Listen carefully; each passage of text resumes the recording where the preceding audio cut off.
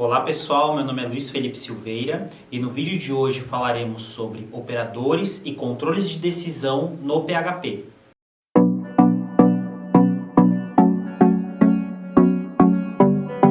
Pessoal, a partir da aula passada, então, começamos o módulo de PHP, onde nós já aprendemos a como trabalhar ali com as variáveis e como trabalhar com arrays.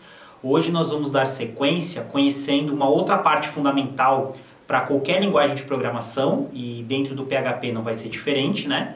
Onde a gente vai poder verificar como que a gente trabalha com os operadores, entender quais são os tipos diferentes dos operadores e quais são as possibilidades da gente fazer com controles de decisão, né? Algo muito parecido com o que nós já tínhamos feito lá em lógica de programação. E lembrando que aqui eu não vou listar todos os operadores disponíveis, eu vou listar os principais. Se vocês quiserem verificar todas as possibilidades, não esqueçam de dar uma olhada na documentação oficial do PHP, que está aqui na descrição do vídeo, tá? Acostumem-se a sempre estar acompanhando essa página oficial para facilitar o aprendizado, né? Porque aqui dentro das nossas aulas eu vou trazer um número menor de possibilidades, vamos trazer assim, os que a gente usa com mais frequência, né?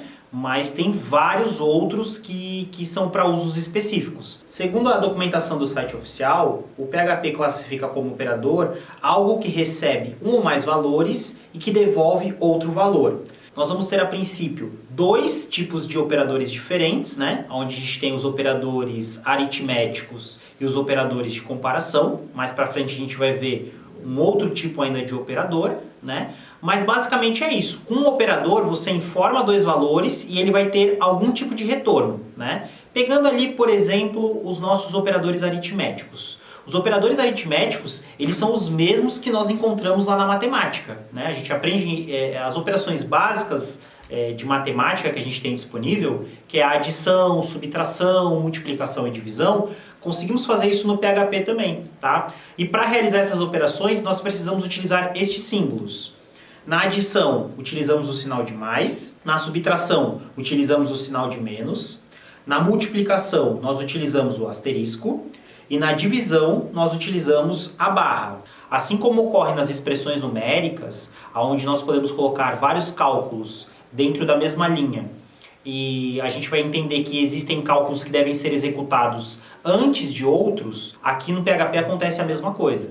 Então, se você colocar na mesma linha para fazer vários cálculos, várias continhas, ele vai dar preferência para executar primeiro o que está multiplicando ou dividindo, para que depois ocorra a adição ou subtração, tá? Lá, quando a gente está aprendendo na escola, a gente sabe que podemos usar colchetes ou chaves, né? Parênteses, colchetes ou chaves, para quebrar essas prioridades. Aqui o PHP também fornece a possibilidade de quebrar essas prioridades, mas aí é com o uso de parênteses, tá? E a gente vai ver que mesmo que você tenha 2, 3 níveis, sempre usa parênteses, não precisa usar nenhum outro símbolo além desse. Os arquivos de modelo que nós vamos utilizar na nossa aula já estão disponíveis no Moodle para vocês fazerem o download. A exemplo do que nós fizemos na última aula, vocês devem baixar esses arquivos, descompactar dentro da pasta htdocs, lá dentro do XAMPP, e antes de rodar os arquivos no nosso navegador, não esqueçam de verificar que o XAMPP está em funcionamento, né, que o Apache, que é o servidor web dentro do XAMPP, está funcionando para que a gente possa acessar esses arquivos através de localhost no nosso navegador. Acho importante frisar, pessoal, que todos os exemplos que nós vamos estar usando no decorrer das nossas aulas são exemplos simples, né? Eles são um contexto ali bem definido, mas eu quero que vocês tentem enxergar além desse modelo simples, né? Entender como é que funciona mesmo a lógica da utilização daquele comando. Porque mesmo quando nós estamos criando software, acontece isso. A nossa primeira versão do software provavelmente não vai ser a versão mais completa. A gente monta uma ideia simples, porém funcional, ele tem que atender ali os critérios de funcionalidade,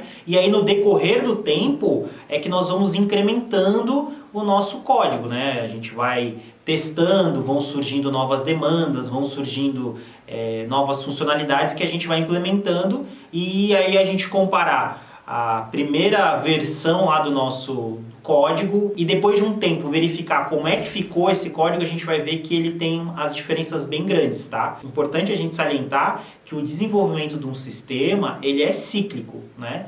Dificilmente você vai ter um sistema que você vai desenvolver ele todinho, prontinho, redondinho e não vai precisar nunca mais mexer, não vai nunca mais precisar ficar criando novos recursos, né?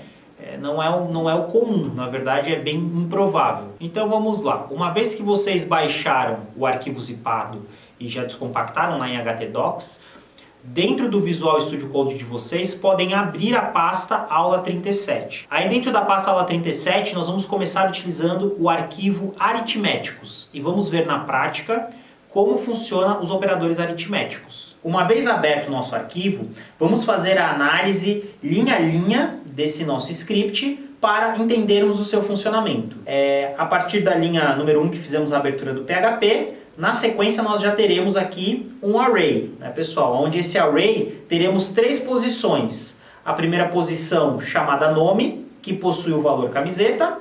A segunda posição chamada valor, que possui um valor float. No caso, esse valor float equivale a 25.5, né? Ou como é comumente chamado aí os produtos, 25,50. E terá um desconto aí aplicado de 50%. Na verdade está até errado ali, né? A nossa descrição informa 10% e aqui tá mostrando 50%. Eu vou corrigir, fazer a alteração, já vou salvar. Aí na versão que vocês vão baixar já vai estar corrigido, tá, pessoal? E o valor com desconto, nós vamos fazer o seguinte cálculo, né? Criamos aqui uma nova variável e aí nesse local é que a gente vai calcular. Como que a gente faz para calcular os descontos, né? A gente está usando valores percentuais representados de maneira decimal. Então, sempre que eu quiser representar o valor de 100%, né, valor percentual em decimal, eu utilizo o valor 1, que é o valor inteiro, é o valor cheio.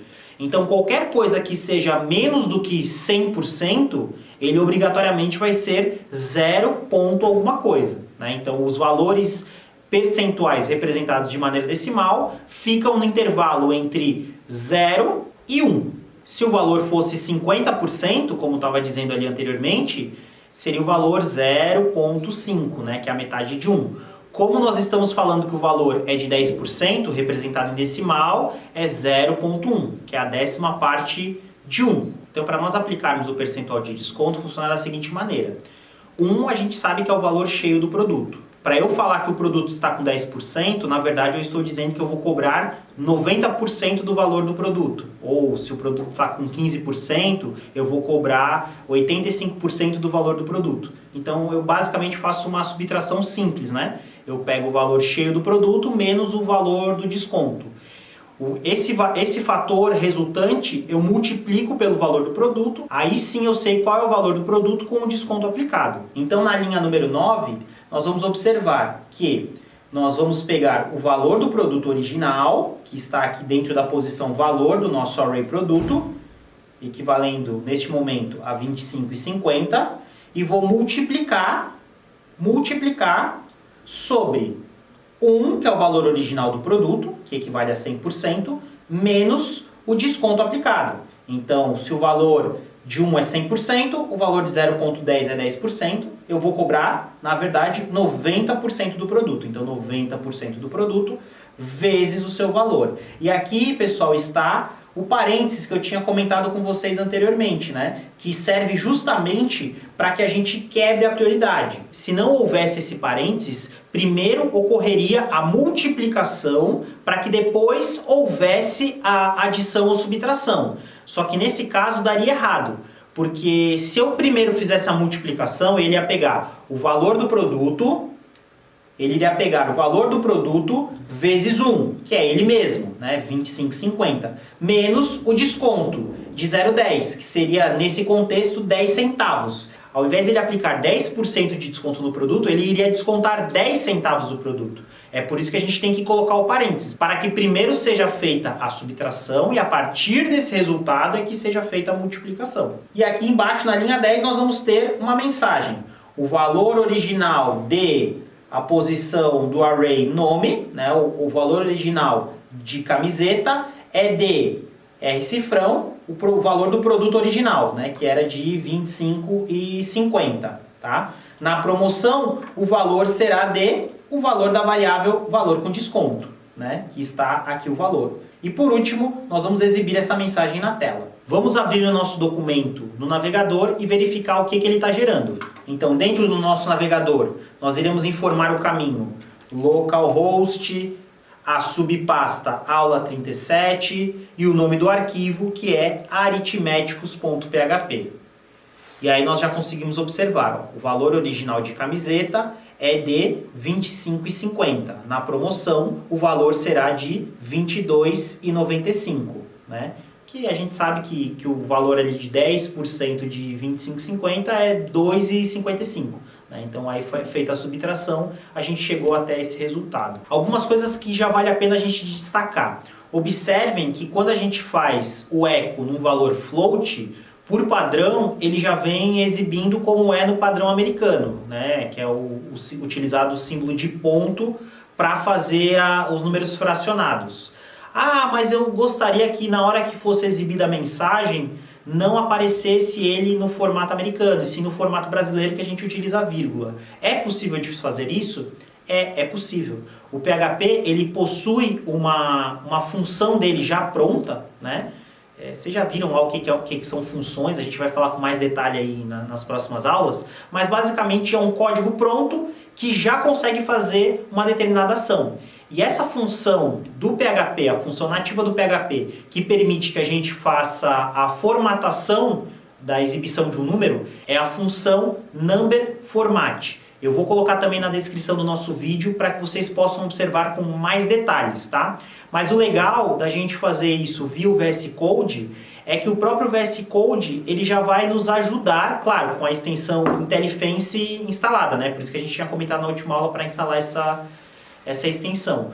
Mas tendo a IntelliFance e o VS Code, aí ele já dá uma sugestão de quais são os próximos parâmetros que a nossa função está aguardando. Vamos ver na prática então como é que a gente poderia usar aí a função numberFormat para mudar a aparência do nosso valor numérico. Voltando então aqui no nosso código, aqui na parte do valor do produto, são em dois locais, né? A gente quer que o valor do produto seja exibido não com formato americano, né? E queremos também que a parte aqui do valor com desconto também não seja exibida nesse formato, e sim um formato mais adequado aqui para o que a gente utiliza no dia a dia. Como que a gente vai fazer isso, pessoal? Quando a gente utiliza aspas duplas dentro do nosso PHP, ele consegue interpretar o valor de variáveis, né, substituindo o nome da variável pelo seu conteúdo. Porém, quando vocês querem fazer o uso de uma função direto na nossa string, sem precisar colocar o valor formatado dentro de uma outra variável, que também daria para fazer isso. Ah, eu quero colocar esse valor formatado numa variável à parte. Daria para fazer. Mas a gente optou nessa ideia que ele só formate na hora que vai exibir a mensagem.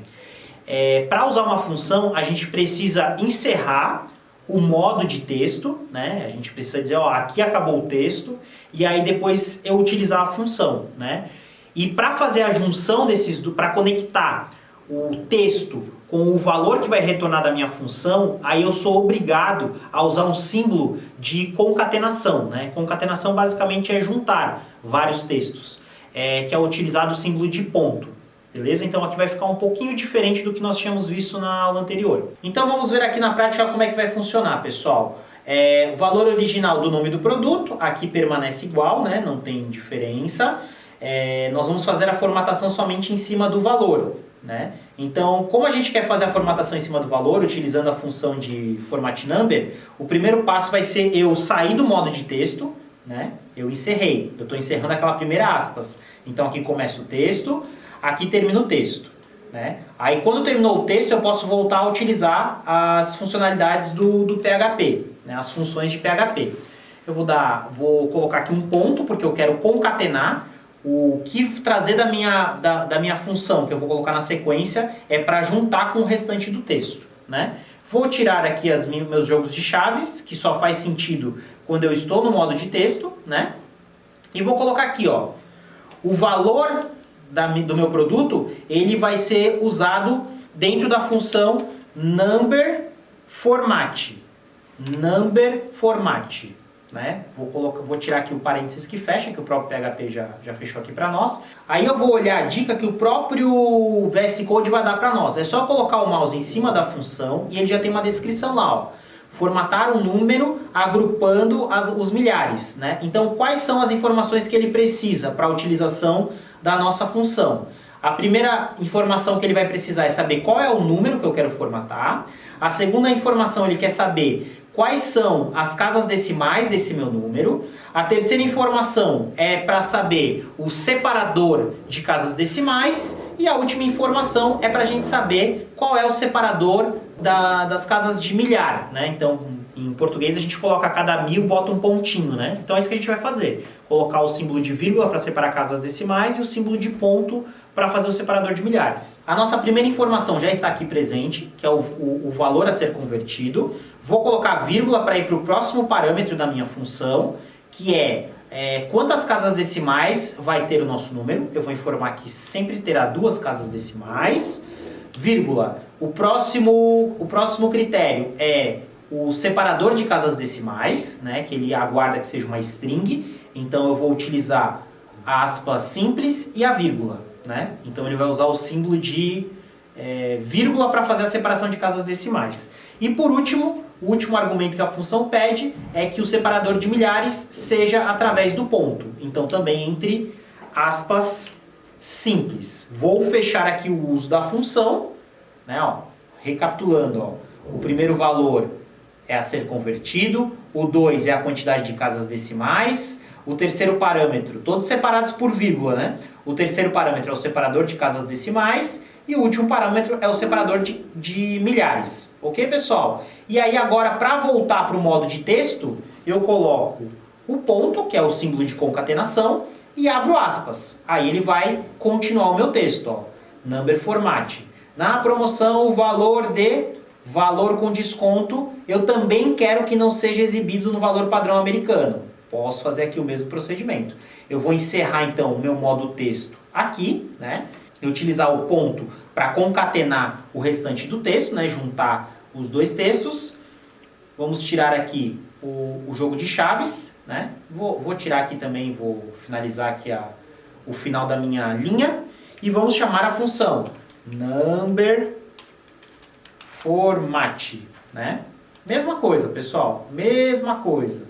Primeiro critério é o valor a ser formatado, 2 casas decimais. Vamos utilizar a vírgula como separador de casas decimais e o ponto para separar o separador de milhares. Ok? Vamos voltar aqui no nosso navegador, atualizar aqui e vamos observar. Ó, agora sim, ó, ele está utilizando a vírgula como separador de casas decimais, né? E esforçou a sempre exibir 2 casas depois da vírgula.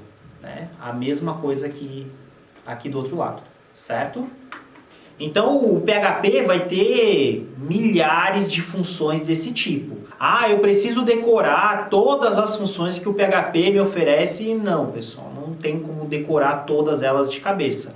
Claro que conforme a gente vai usando, algumas funções a gente vai lembrar com maior facilidade, né? Porque a gente usa com mais frequência, tá? Mas é por isso que, mais uma vez frisando, acompanhe a documentação oficial. Ah, estou na dúvida, não lembro qual é a função, não lembro quais são os argumentos que eu tenho que passar para aquela função. Entra lá no site oficial que ele vai te dar uma luz. O próximo operador que nós vamos trabalhar são com os operadores de comparação. Vamos dar uma olhada em quais são esses operadores de comparação. O primeiro símbolo de comparação, nós temos aqui o igual, né? Verifica se 2 valores são iguais um ao outro, utilizando os 2 símbolos de igual. É importante diferenciar o operador de comparação 2 iguais do operador de atribuição, que é o único igual. Ah, eu quero dizer que uma variável vai ter um determinado valor. Aí a gente utiliza um igual só, tá? No contexto de comparações é sempre 2. Cuidado para a gente não confundir. Depois nós vamos ter o sinal de diferente, que aqui dentro do PHP é feito através de exclamação igual. O exclamação, a gente já vai ver na sequência que ele é um operador lógico, né? E o significado dele é não. Tá? Então, tudo que vocês observarem aí com exclamação, ele está fazendo aquilo virar um negativo. Né? Então, o exclamação igual, a gente poderia ler como não igual. Né? Ele não é igual, que aí dá o diferente. Além do diferente, nós vamos ter o símbolo de menor, né? Colchetes angulares para abrir aqui o menor. Podemos usar também o menor ou igual, que é o símbolo do menor na sequência igual. Símbolo de maior e o símbolo de maior ou igual. Lembrem-se, sempre que vocês usarem operadores de comparação, o resultado disso sempre será um verdadeiro ou falso, né? Que a gente já tinha visto que são os valores booleanos. Sempre. Comparou duas coisas, o que é possível de retornar é verdadeiro ou falso. Ah, eu vou pegar dois valores. Esse valor é igual a esse? É igual. Fechou. Vai retornar true. Ah não, o valor não é igual, o valor é diferente. E aí vai vir o false, tá? Só que os operadores lógicos, muito comumente, né, normalmente, eles vão vir acompanhados de um controle de decisão, né, que a gente já viu lá o que é o if. Né? Então, normalmente a gente utiliza essas comparações dentro de if. Ah, se aquela comparação te resultar verdadeiro, é para executar um determinado conjunto de instruções. Se aquela afirmação, se aquela comparação for falsa, aí você vai executar um outro trecho de código, tá? Para a gente ver na prática como que funciona esses operadores de comparação, utilizando junto os controles de decisão, nós vamos abrir aí o arquivo comparação.php, que está salvo junto dos demais arquivos. Ah, e só um detalhe, antes da gente verificar como usa o controle de decisão, né, juntamente com o operador de comparação, vamos ver aqui como é que funciona a sintaxe do comando. Então aqui nós vamos ter a palavra-chave if, né, que é o controle do C, if, C. Aí dentro aqui onde está escrito condição, é que nós vamos fazer o uso do operador lógico. Né? A gente passa dois valores e passa o símbolo de comparação. Então logo depois que termina o nosso parênteses aqui da condição, nós vamos fazer o uso da abertura de chaves. Né? A gente começa a abertura de chaves aqui e termina o nosso jogo de chaves aqui. Ele vai entrar nesse primeiro bloco de comandos somente se essa condição aqui for verdadeira. Se o resultado daquela condição vier true, aí a gente sabe que tem que entrar no primeiro bloco. Tá? Se vocês forem olhar a documentação oficial lá do PHP, vocês vão observar que se vocês quisessem fazer somente uma ação, até poderia fazer sem o uso de jogo de chaves. Mas eu não recomendo, tá, pessoal? Até porque é muito comum que a gente faça várias ações. Então aí você ficar lembrando depois, ah, aqui vai chaves, aqui não vai chaves. Na dúvida, sempre coloca chaves para iniciar os blocos. Tá? Então o primeiro bloco refere-se ao que fazer se a condição for verdadeira. Após o final da nossa condição do verdadeiro, nós vamos colocar a palavra-chave else, né, que aqui lá na lógica a gente aprendia como senão, que é o bloco de instruções. Também começamos aqui um novo bloco, né, com um joguinho de chaves, e tudo que executar aqui dentro somente vai ocorrer se a condição for falsa. Importante vocês lembrarem que na hora que nós estamos utilizando o if, tá, ele só vai fazer ou uma condição ou a outra. Ele não faz as duas, tá? Se ele entrou no primeiro bloco de verdadeiro, automaticamente o bloco de falso vai ser ignorado, tá? Você pode ter 10 linhas ou 1 milhão de linhas dentro daquele bloco, ele vai simplesmente pular todas aquelas instruções e dar a execução do código do que vier depois daqueles blocos, tá? Nós temos ali do lado o comando de switch, mas eu não vou detalhar muito ainda o switch, eu coloquei aí só para vocês verem que tem essa possibilidade, que lá dentro da lógica de programação nós tínhamos lá o escolha, mas vamos fazer na prática ele, tá, pessoal? Vamos fazer na prática para a gente ver como é que funciona aí o switch. Uma vez que vocês tenham aberto aí o nosso arquivo comparação, vamos observar então linha a linha aí do comparação e identificar o que ele tem de diferente, tá? Aqui no nosso array, ele já começa com uma coisa diferente lá que nós ainda não tínhamos feito, né? que é justamente o uso do jogo de colchetes. O que o jogo de colchetes influencia quando a gente coloca junto de um array? Nós estamos, na verdade, dizendo que estamos criando uma nova posição para aquele array, né? É muito comum a gente fazer isso quando a gente está colocando dentro de uma posição de um array, um outro array, né? A gente coloca array dentro de array, que também é chamado de array multidimensional. Então, dentro do nosso array produto, nós vamos ter duas posições. A primeira posição é um array com todo o detalhamento do primeiro produto, e a segunda posição é o array com detalhamento de todo o segundo produto, né? Lembrando que os índices são, apesar de não estar escrito ali, só está com colchetes, os índices por padrão seguem a numeração sequencial. Então, o primeiro vai ser 0, o segundo vai ser 1. Então, é por isso, ó, nós fizemos aqui a posição inicial do nosso array produto, tem um array de informações. A próxima posição do produto tem um novo array de informações, né? Uma maneira interessante da gente observar como que funciona a estrutura dessa variável é através do uso de um comando de PHP chamado vardump, tá? Através do comando vardump, nós conseguimos verificar quais são os valores que estão na variável naquele momento e quais são os tipos de valores que estão dentro dessas variáveis. Logo após a linha 12, para a gente conseguir enxergar de maneira mais detalhada como está ficando o nosso array, nós vamos usar o valor vardump,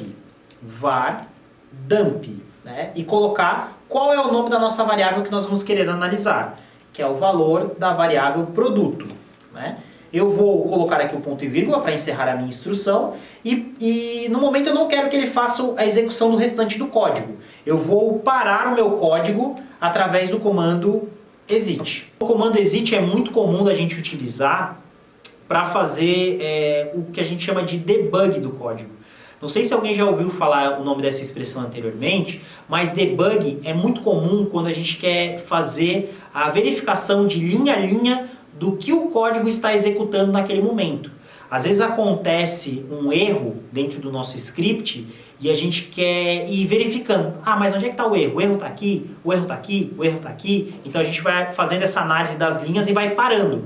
E aí nesse contexto é muito comum a gente usar o exit. Ah, faz até aqui e para. É isso que nós estamos fazendo agora. Eu quero ver qual o valor da variável e dali em diante não é para executar o script. Vamos abrir o arquivo comparação dentro do nosso navegador. Comparação. E vamos ver o que ele está mostrando. Tá? Como o nosso vardump, por padrão, ele não vem formatado, e aqui eu acho meio ruim de fazer a leitura, né? Tem outras técnicas para fazer ele ficar um pouquinho mais bonitinho, mas para ser mais rápido eu simplesmente vou apertar aqui o Ctrl U para verificar o código-fonte da minha página, né? E através do vardump ele diz que a variável produto é um array com duas posições, onde a posição 0, na posição 0 nós temos um novo array com 3 posições, né? Onde a primeira posição, chamada nome, contém uma string, camiseta. A segunda posição tem um float de 2550. A terceira posição tem um float de 0.1. Lá na posição 1 do meu array principal, né, vai ter mais um array de 3 posições. Mesma coisa, calça, calça, string, float do valor e float do desconto. Ok, vamos voltar aqui no VS Code, vamos tirar aqui momentaneamente o nosso resultado que está sendo exibido e vamos dar sequência aqui para a leitura do nosso código, né? Então, para fazer o controle de qual informação que ele vai exibir, né, eu criei uma variável índice. Essa variável índice a gente vai ficar mudando, né? Eu quero fazer uma análise em cima do primeiro produto.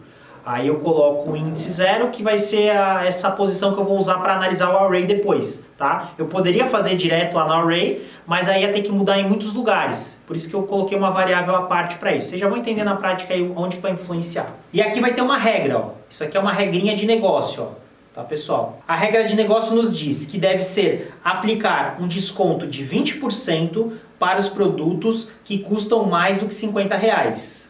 Então observem aqui que pela regra de negócio, ele vai estar aplicando 20% para qualquer produto que custe mais do que 50. Até aquela posição ali do nosso array desconto, nesse contexto ela vai acabar ficando irrelevante, porque ele não leva em consideração para cada produto, não vai ser um desconto aplicado por produto. Tá? Foi que eu esqueci de tirar aquela linha ali de código dos demais exemplos, tá bom? Só por isso. Então ignorem aquele trecho.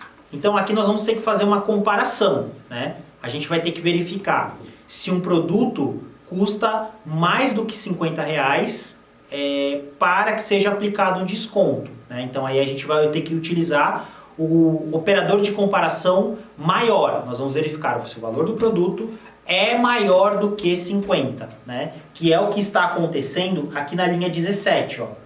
Está sendo feita essa análise dentro dos parênteses do if. Né? Se o produto na posição do índice, que é aqui que está pegando a variável, então é a posição 0, nesse caso está pegando o primeiro produto, que esse aqui que é a posição 0. Né? Se a primeira posição lá do nosso produto, o valor dele, que é 25,50, for maior do que 50, se o valor do primeiro produto for maior do que 50, ele vai dizer que o valor com desconto deve ter o valor do produto, né, daquela mesma posição do nosso índice. E aqui que vocês já percebem o porquê que eu coloquei uma variável à parte, né? Porque se eu tivesse colocado direto produto na posição 0, tudo que está dentro daquela regra eu teria que ficar colocando produto na 0, produto na 0, produto na 0. No momento que eu coloquei aquilo em separado numa variável, se eu fizer a alteração do índice naquela variável, ele já automaticamente vai mudar para todos os outros pontos de análise. Por isso que eu coloquei o índice em separado, tá? Então ele vai fazer o seguinte, pessoal, vai pegar o mesmo cálculo que a gente fez antes, ó. Pega lá o valor do produto, né? O valor do produto e aplica o percentual vezes 1, que é 100%, menos o 0,20. Observe, eu coloquei ali o 0,2 direto no cálculo. Aí eu fixei. Eu poderia, de repente, botar esse 0,2 em outra variável? Poderia. Seria até mais dinâmico se depois tiver alguma alteração dentro do meu script. Vamos até fazer isso. Vamos pegar esse valor de 0,20 que está fixado e vamos colocar numa variável. Então aqui eu vou colocar, fora do meu script, uma outra variável chamada percentual. E vou colocar o valor de 0,20. Certo? Vou tirar esse 20% fixado aqui, ó, para que a gente não precise ficar mexendo diretamente dentro da função. Fica a variável lá, percentual, isolado do restante, fica mais fácil da gente fazer a leitura. Né? E aqui eu vou simplesmente substituir 0,2 pelo percentual que a gente colocou numa nova variável. Certo? Então o valor com desconto vai ser o valor do produto multiplicado pelo valor valor cheio, menos o percentual de desconto. Né? Lembrando que ele só vai fazer isso aqui se essa condição for verdadeira, né? E além dele executar esse bloco de instruções, ele vai dizer o seguinte, ó, ele vai montar uma mensagem escrita. O produto do nome daquela posição do índice terá 20% de desconto, né? Mas agora o que aconteceu? Esse 20% também está fixado. Eu poderia fazer diferente? Poderia, né? Eu poderia, em vez de deixar aqui o 20 fixo, eu poderia pegar esse valor que está escrito em decimal e converter ele aqui para um valor cheio, né? Que é basicamente eu pegar o valor decimal e multiplicar por 100, né? Também poderia, que daí ficaria mais dinâmico ainda o nosso código, né? O que eu faço? Saio do modo de texto, vou botar aqui, ó, ponto e ponto, né? Que é nossos símbolos de concatenação. E aqui no meio eu vou colocar a multiplicação, que é o meu percentual, que está escrito o valor em decimal, né? 0,2 vezes 100, né? Porcento quer dizer por 100, por isso que eu estou multiplicando aqui por 100, né? Aí vai ficar já dinâmico também, né? Se eu mudar essa variável, já vai mudar a minha descrição também, certo?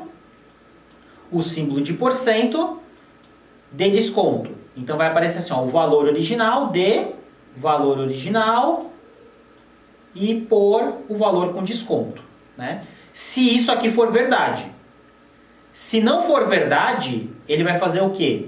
Ele vai pegar a mensagem e escrever o produto, o nome do produto na posição do nosso índice, não atingiu o valor mínimo e não terá desconto.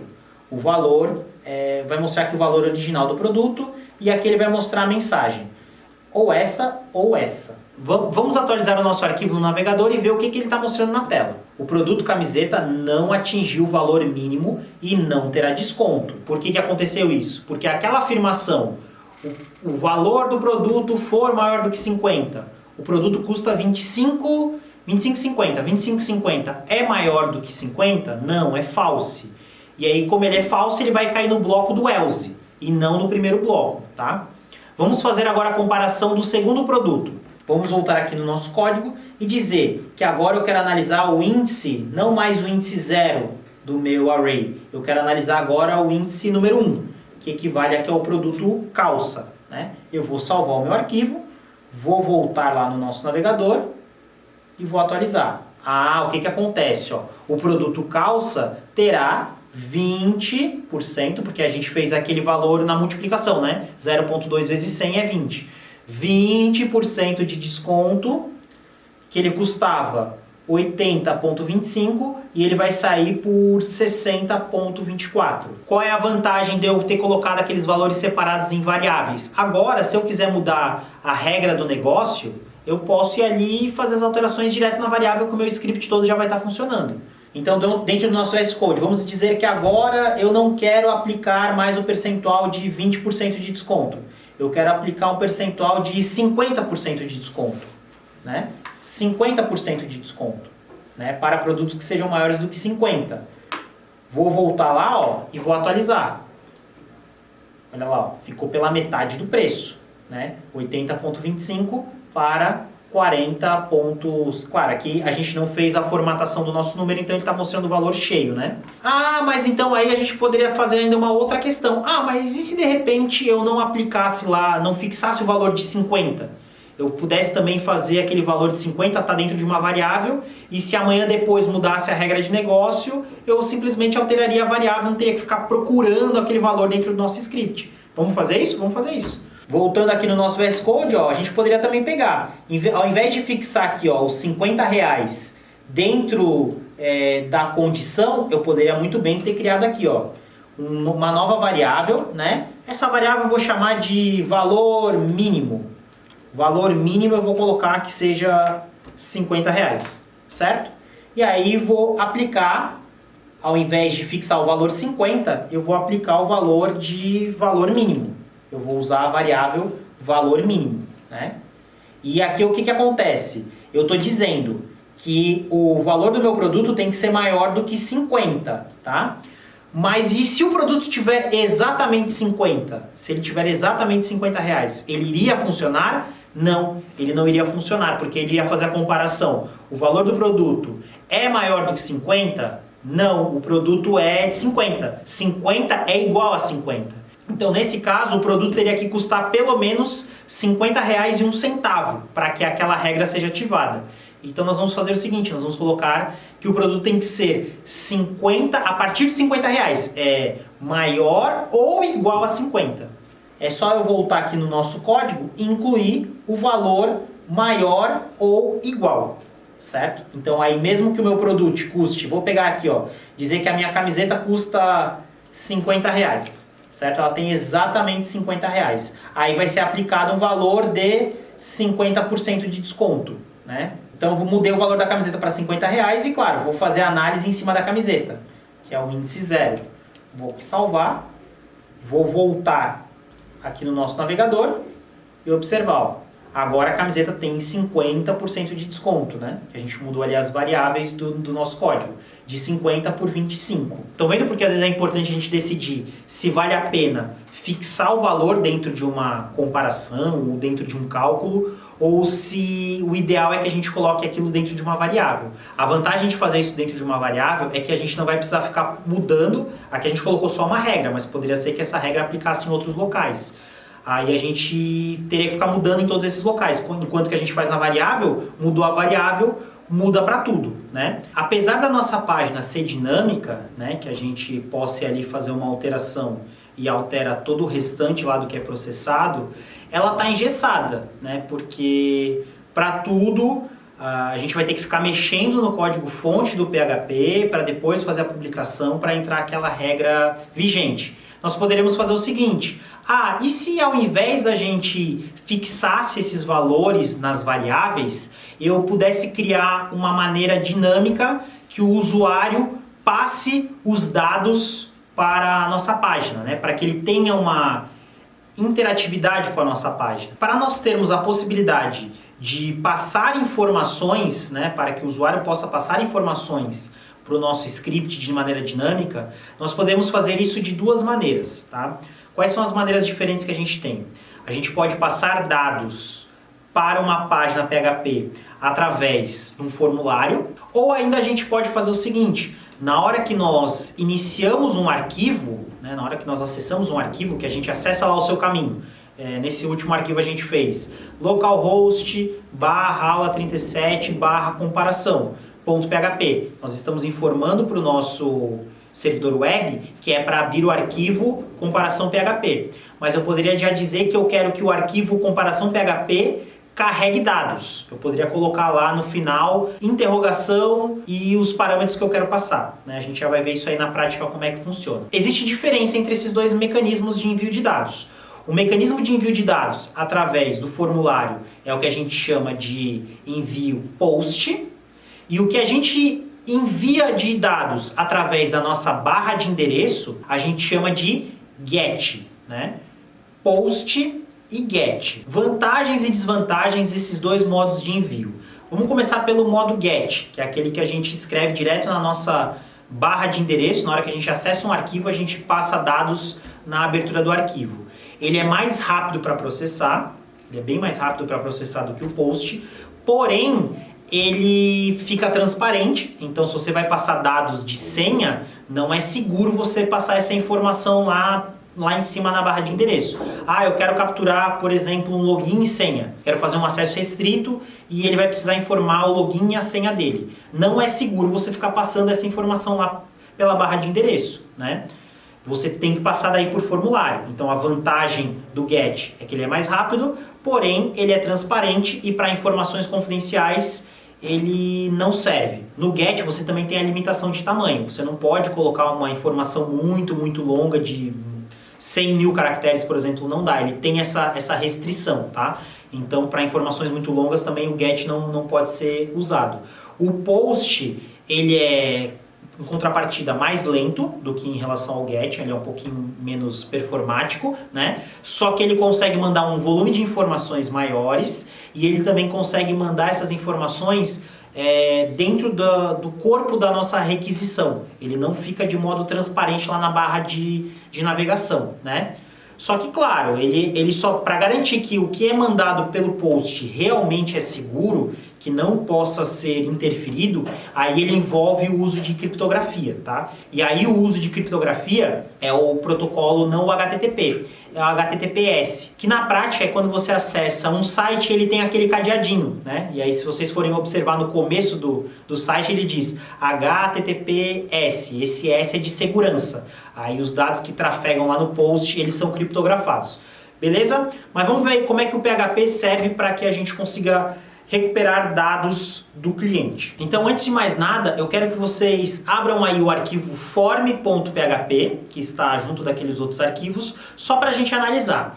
Vocês vão observar que mesmo ele sendo um arquivo PHP, ele tem códigos HTML normais, nem tem nenhum código de PHP, tá? Mas é ele que vai fazer o nosso formulário, que vai mandar dados para o nosso servidor PHP. Nós temos aqui um arquivo PHP, mas com códigos HTML normal, ele até está formatado aqui com Bootstrap, né? O que nós vamos ter de diferente é o seguinte, pessoal. Aqui, ó, nós vamos ter o formulário, né? A tag form, ele está dizendo um atributo action.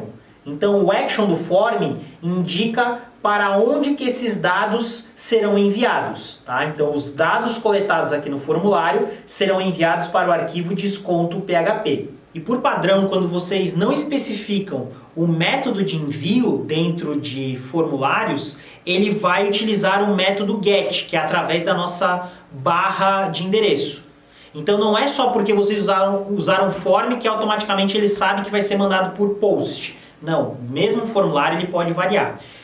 Nós vamos fazer os dois testes, tá? Eu vou deixar nesse primeiro momento ele marcado como get, para a gente ver como é que ele se comporta, e depois a gente transforma ele no método de post, tá ok? Aqui dentro desse formulário nós vamos ter um campo chamado índice, né? Onde esse índice ele vai ter o valor 0, que vai ser uma camiseta, e o valor 1, que vai ser uma calça, tá? É importante nós gravarmos o name, tá? Todas as informações que vão ser coletadas depois pelo PHP, eles devem estar dentro do formulário e observar quais são os names que foram criados lá dentro do HTML, tá? Porque esses são os names que a gente vai usar depois para recuperar dados no PHP.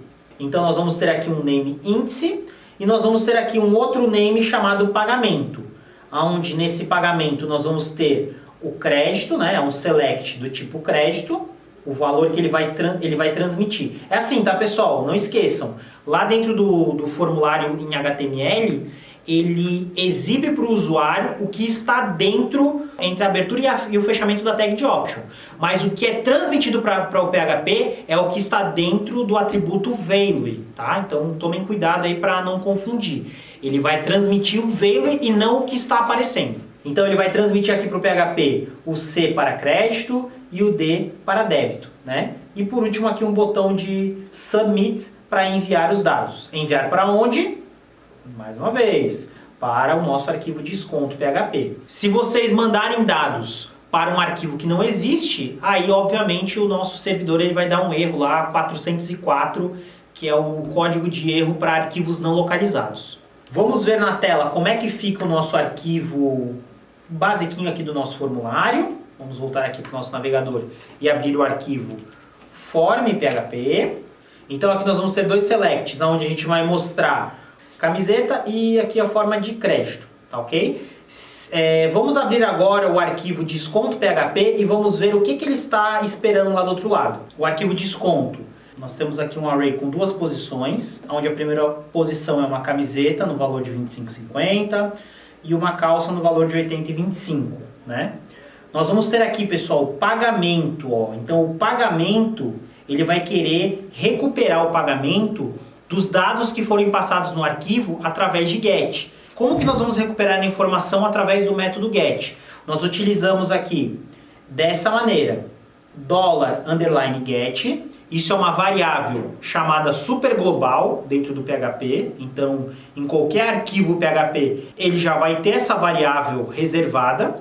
E aqui dentro do get, nós devemos informar uma string, né, do nome, e esse nome deve ser o mesmo que nós utilizamos lá dentro do HTML. Então o campo pagamento lá, na hora que a gente define o name dele em HTML, nós vamos colocar exatamente igual aqui dentro do get do PHP. Então ele está aguardando para receber o get de um parâmetro chamado pagamento, ele está aguardando um parâmetro do get chamado índice, né? E aí, com base nisso, o que ele vai fazer? Ó? 15% de desconto para pagamentos no débito.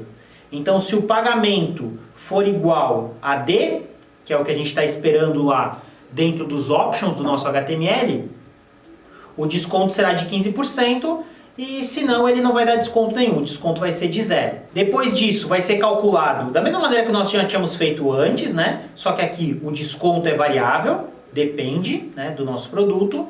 E a mensagem, o produto de valor com desconto ficará por valor com desconto, tá? Observem que aqui está sendo usado só a mesma mensagem, não foi colocado dentro de um if, mas depois a gente pode colocar isso dentro de um if se a gente achar necessário. Então, voltando aqui para o nosso navegador, no momento que eu colocar ó, a camiseta no crédito, eu disse lá que crédito não tem desconto. Quando eu enviar, ele vai aparecer, ó, o produto de camiseta de 25,50 com desconto ficará 25,50. Claro, a gente pode colocar uma mensagem mais adequada, né? Dentro do if, a nossa mensagenzinha lá, ó.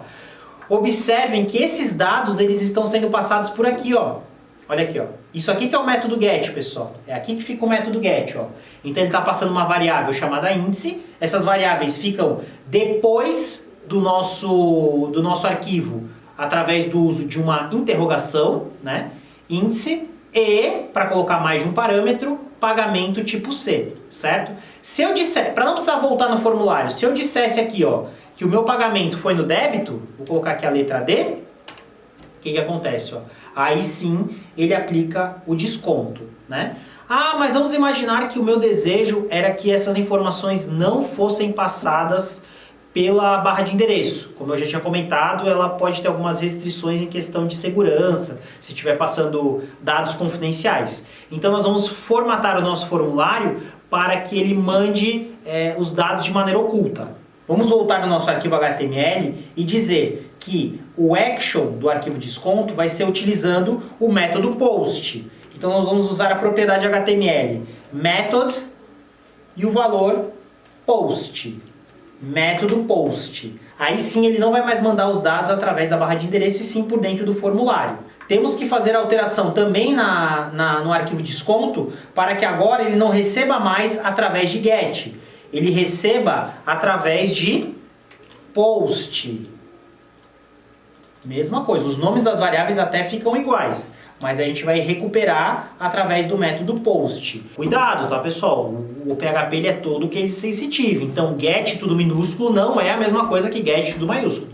Nesse caso, as duas variáveis superglobais do PHP é tudo com caixa alta, tá bom?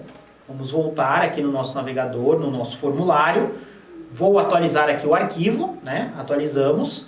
Vou deixar aqui vou mandar agora aqui a calça no débito, que é para ter o desconto, né? E vamos enviar aqui, ó. Enviou. Observem que agora, ó, não fica mais passando dados na parte superior aqui do nosso navegador, né? Nossa barra de endereço. Os dados são passados por dentro da requisição feita ao nosso servidor web. E agora, para a gente finalizar e deixar um pouquinho mais complexo aqui o nosso código, vamos pensar da seguinte maneira. Ah, eu quero aplicar um desconto, né? Vamos dizer que a regra de negócio é assim. Eu quero aplicar um desconto para produtos que foram pagos no débito, mas o produto tem que custar pelo menos R$50. Né? Então, produtos que custem pelo menos R$50 pagos no débito, nós vamos aplicar o desconto. Produtos que custam menos do que R$50, aí independente da maneira de pagamento, ele não aplica desconto nunca, né? E produtos, claro, que custam mais do que R$50, mas que foram pagos no crédito, eu também não vou aplicar desconto, tá? Então observem que eu vou ter que fazer a verificação de duas condições. Eu vou ter que verificar, para aplicar o desconto, se o produto custa mais do que 50, né? Então vai ser produto maior ou igual a 50, e eu tenho que verificar também se a forma de pagamento é igual a débito, né? Para eu conseguir colocar mais de uma verificação no meu condicional, aí nós vamos utilizar operadores especiais, que são os chamados operadores lógicos. Então esses são os nossos operadores lógicos, que eles vão ter a função de agrupar várias condicionais, né? Um dos operadores que a gente já tinha visto anteriormente é o operador não, que é a exclamação, que vira uma negação, né? Nós vamos ter também o operador e, que é and, ou então dois símbolos de e comercial. E nós vamos ter o operador ou, que pode ser feito pela palavra-chave or, ou então por duas barras verticais. Tá? Os nossos operadores lógicos, eles funcionam da seguinte maneira, né? Vamos entender bem a diferença entre e ou e quando que a gente utiliza um deles, tá? Para vocês fazerem o uso do e ou, vocês têm que ter pelo menos duas condições diferentes. Vocês podem fazer a verificação em mais condições, quantas vocês quiserem. Ah, eu quero verificar 2 condições, 3 condições, 4 condições, 5 condições. Não tem problema nenhum, vocês podem fazer dessa maneira, tá? Só que quando vocês utilizam o operador e, para que aquilo ali seja considerado true, todas as condições devem ser verdadeiras. Né? Ah, eu tenho que fazer análise de 3 condições. As 3 condições vão ter que retornar true para que a condição geral seja true. Ah, se eu tenho 2 condições verdadeiras e uma condição falsa, tudo vira falso. Vamos dizer que eu quero contratar uma pessoa para uma vaga de emprego, né? E aí eu vou dizer que os critérios, eu quero contratar uma mulher que tenha mais de 18 anos e que tenha o ensino fundamental completo, né? Vamos dizer assim. Ah, então apareceu lá uma candidata, que ela é mulher e ela tem 17 anos e tem o ensino fundamental completo. Observem que ela atendeu duas condições, mas ela não atendeu a condição central, que era a questão de maioridade. Se no exemplo anterior eu tivesse utilizado o operador ou, o ou funciona da seguinte maneira. Você pode ter quantas condições vocês quiserem, mas para que seja atingido aquele critério tem que ser pelo menos uma delas ser verdadeiro, né? Então no exemplo anterior que eu tinha pedido lá mulheres maiores de idade com ensino fundamental completo, se aparecesse lá um homem maior de idade com ensino fundamental completo, ele ia ser aprovado ou não? Iria, porque ele não atingiu o critério de ser mulher, né, que eu tinha definido, mas ele atingiu o critério de maioridade e atingiu o critério de escolaridade.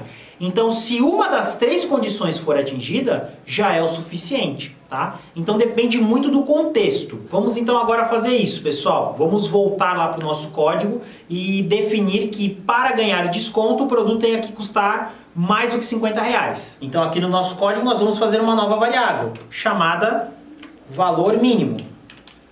Valor mínimo tem que ser R$50.